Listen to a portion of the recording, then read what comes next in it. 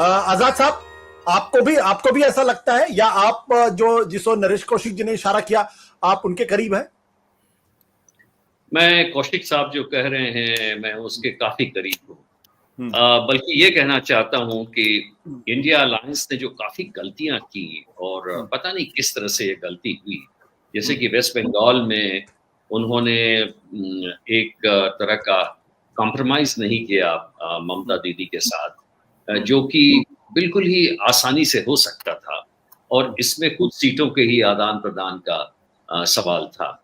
लोगों को अपनी जो स्ट्रेंथ है उसको समझना चाहिए, कहाँ है कहाँ नहीं है। और आई थिंक उसको लेकर इंडिया अलायंस में जो लीडरशिप का प्रॉब्लम है, जो कोऑर्डिनेशन का है, कॉम्प्रोमाइज का है, उसके चलते मैं समझता हूँ काफी उन्हें इसमें समस्या होगी। मैं ये समझता हूँ कि जहां तक बीजेपी के अलायंस का संबंध है, सिर्फ एक टीडीपी है जो कि शायद हम कह सकते हैं कि वो अच्छा कर रही है, लेकिन बाकी अलायंस के पोजीशन उतने अच्छे नहीं है। मैं ये भी समझता हूँ कि बीजेपी को अपने आप में मेजॉरिटी मिलना मुश्किल है, और मैं उन्हें 250 से आगे नहीं, मैं सफोलॉजिस्ट नहीं हूँ, ना मैं सोशल साइंटिस्ट हूँ, बल्कि प्रोफेसर चंचूर मेरे अनुज है, मैं बड़ी इज्जत करता हूँ उनके एनालिसिस की।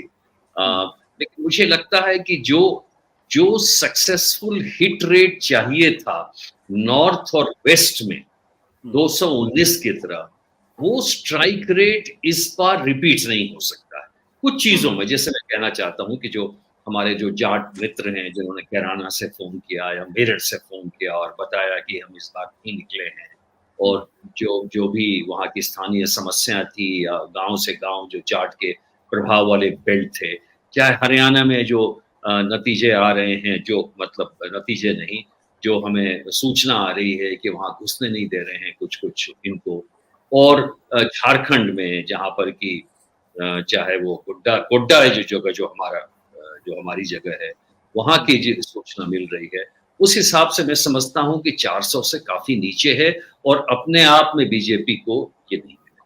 वैसे मेरी व्यक्तिगत राय तो ये है कि हर 10 साल में सरकारें बदलनी चाहिए, बल्कि हर 5 साल में बदलनी चाहिए। मैं ये भी कहूँगा कि इस बार जिस तरह का कैंपेन हुआ है, उसमें किसी तरह की सीमा के सारे हदों को पार कर दिया गया है, चाहे वो बोलने की दृष्टि में, चाहे वो कैंपेन करने की दृष्टि में। दुख की बात ये है कि दो चीज, एक तो इलेक्शन कमीशन ऑफ इंडिया जो कि इमीडिएटली डीजी को हटा देता है, एसपी को हटा देता है, लेकिन जहां बड़े लोगों के जो स्पीचेस आते हैं उन पे वो बैठ ही जाता है, माने कोई कार्रवाई होती नहीं। और दूसरी बात ये है कि जिस तरह से ये 2-2.5 महीने का जो इलेक्शन रखा गया है, ये एक हमारी प्रजातांत्रिक प्रणाली के साथ एक मजाक है। सो ओवरऑल जो रिजल्ट है वो हो सकता है, क्योंकि कितनी चीजों पे डिपेंड नहीं करता है जिस पे कि होना चाहिए। मैं समझता हूँ किसी तरह घींच घाच के मेजॉरिटी तो आ जाएगी, लेकिन वो जो 400 पार और 500 पार और डोल डाल गंगा के पार, वो सब अब खत्म, वो सब खत्म आपको लगता है? आपका आंकड़ा 250 के ऊपर बीजेपी को नहीं जा रहा है ऐसा। समीर, आपकी क्या राय है? देखिए आशुतोष जी, मुझे लगा था कि जब पटना में बिहार के पटना में नीतीश कुमार के नेतृत्व में इंडिया गठबंधन जब इकट्ठा हुआ था, तो मुझे ऐसा लग रहा था कि इस बार भारतीय जनता पार्टी के सामने एक बड़ी चुनौती होने वाली। प्रधानमंत्री मोदी के सामने एक तरफ रहेंगे, दूसरी तरफ पूरा इंडिया गठबंधन इकट्ठा होकर चुनाव लड़ेगा। और जो उन्होंने कहा था कि हम एक साझा घोषणा पत्र लेकर आएंगे, हम साझा चुनाव रैलियां करेंगे और हम भारतीय जनता पार्टी के उम्मीदवार के सामने एक साझा उम्मीदवार देंगे। तो मुझे लग रहा था कि निश्चित रूप से 200-250 सीटें ऐसी थी जहां भारतीय जनता पार्टी को चुनौती मिलती और चुनाव में मजा आता।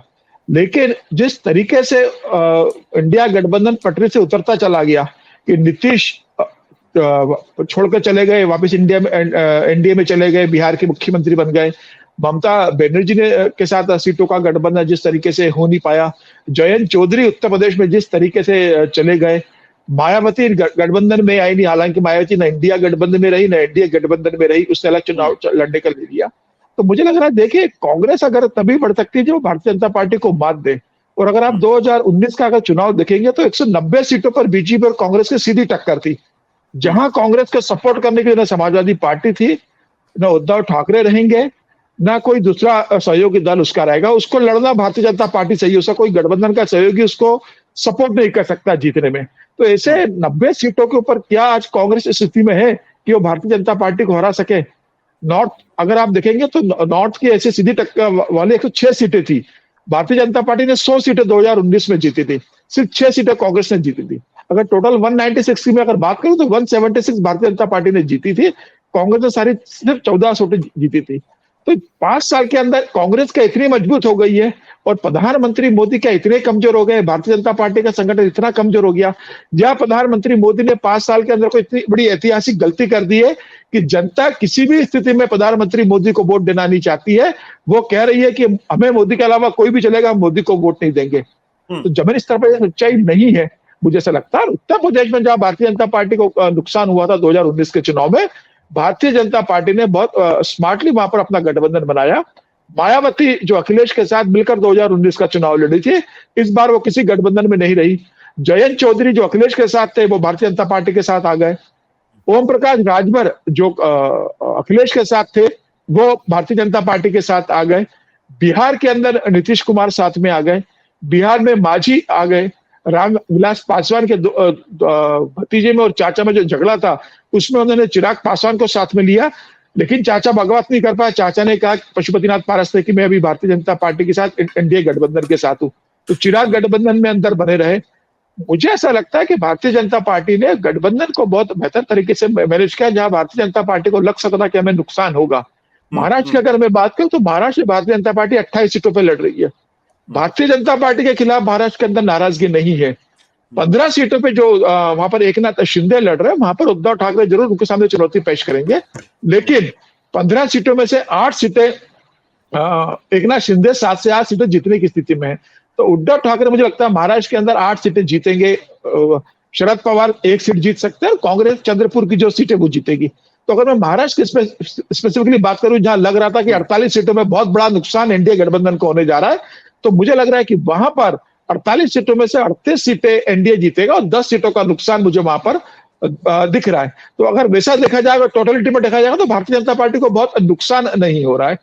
और दूसरा यह है कि कर्नाटका एक राज्य की जहां ऐसा लग रहा है कि वहां पर बहुत नुकसान होगा, तो कर्नाटका में भी मुझे ऐसा लगता है कि भारतीय जनता पार्टी को 4-5 सीटों का नुकसान होगा। लेकिन तेलंगाना एक ऐसा राज्य है जहां भारतीय जनता पार्टी अपनी सीटें 4 से बढ़ा के 8 सीटों पर चली जाएंगी। बंगाल इस बार भारतीय जनता पार्टी को कुछ एडवांटेज देकर जाएगा, 18 से वो 22 से 23 सीटों पर जाएगी। उड़ीसा एक स्टेट है जहां भारतीय जनता पार्टी अपनी सीटें बढ़ाने जा रही है। मुझे लगता है कि साउथ के अंदर जिस तरीके से प्रधानमंत्री मोदी ने वहां प्रचार अभियान किया है और फोकस किया है, हो सकता है कि साउथ में भारतीय जनता पार्टी कुछ सीटें वहां जीत सके। तो ओवरऑल अगर मैं देखूं अगर आशुतोष जी, तो मुझे नहीं लगता कि भारतीय जनता पार्टी के खिलाफ कोई ऐसा सेंटिमेंट जमीनी स्तर पर है कि वो 2019 में जीती हुई 303 सीटें से कम लेकर आ रही है। मुझे ऐसा लगता है कि भारतीय जनता पार्टी 2019 में जो 303 सीटें जीती थी, वो भारतीय जनता पार्टी जीतने जा रही है। कुछ राज्यों में नुकसान होगा, लेकिन कुछ ऐसे पॉकेट भी भारतीय जनता पार्टी जीतने जा रही है जो उन्होंने 2019 में नहीं जीते थे। तो मुझे लग रहा है कि भारतीय जनता पार्टी का प्रदर्शन 310 सीटों के आसपास रहने की संभावना मुझे नजर आ रही है। सत्य हिंदी का ऐप डाउनलोड करें गूगल प्ले स्टोर पर।